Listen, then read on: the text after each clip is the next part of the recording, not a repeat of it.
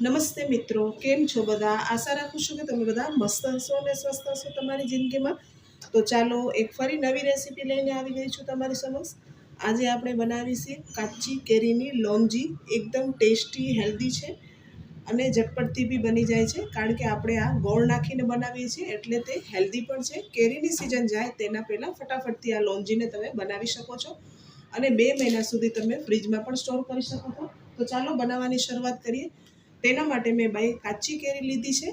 આ કેરી છે તે કેસર છે. તમે કોઈ બી કેરી હોય તેનો ઉપયોગ કરી શકો છો, કારણ કે આમાં કોઈ બી કેરી ચાલે. મારી પાસે કેસર કાચી કેરી હતી એટલે મેં તેનો ઉપયોગ કર્યો. હવે તેને આપણે પહેલાં ધોઈ લેવાની છે લૂછી, અને તેને આવી રીતે છાલ છે તે કાઢી લેવાની છે. તમે છાલ સાથે આ લોંજી બનાવો તો પણ ચાલે, પણ હું તેની છાલ છે તેને કાઢી લઈશું. હવે તેને કાપી અને આવી રીતે લાંબી લાંબી સ્લાઇસમાં તેને કાપી લેવાની છે.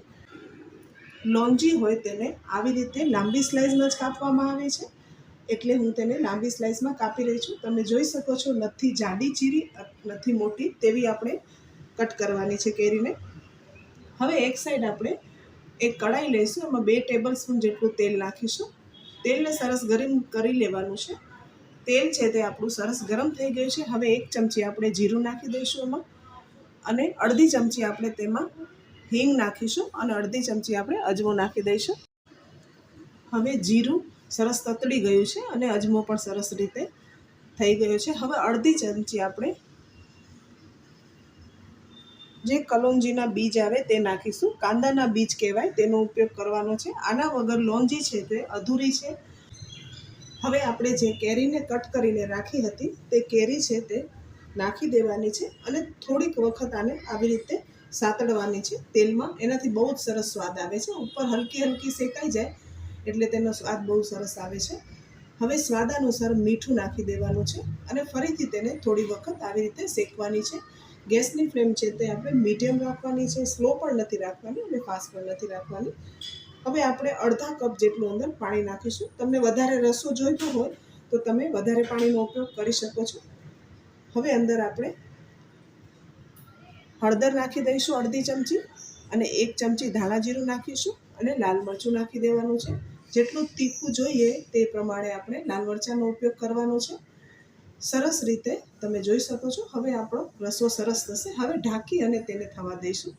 તમે જોઈ શકો છો પાણી પણ સાવ ઓછું થઈ ગયું છે.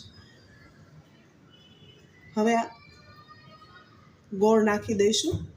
અડધા કપ જેટલો મેં ગોળનો ઉપયોગ કર્યો છે, અને 1 ચમચી કલર સારો આવે એટલા માટે મેં એક મોટી ચમચી ભરીને કાશ્મીરી લાલ મરચું લીધું છે, તે નાખી દઈશું, અને તેને સરસ મિક્સ થવા દેવાનું છે.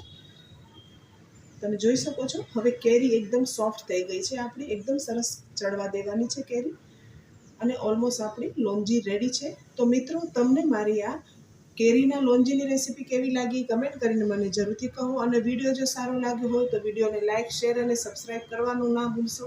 બાજુમાં રહેલા બેલ આઇકનને જરૂરથી પ્રેસ કરજો, તેથી તમને મારી રેસીપીના નોટિફિકેશન મળે. વિડીયો સારો લાગ્યો હોય તો તમારા ફેમિલી ફ્રેન્ડમાં પણ શેર કરજો. તો ચાલો ફરી મળીએ આવી રેસીપી સાથે. ત્યાં સુધી આવજો. Thank you for watching.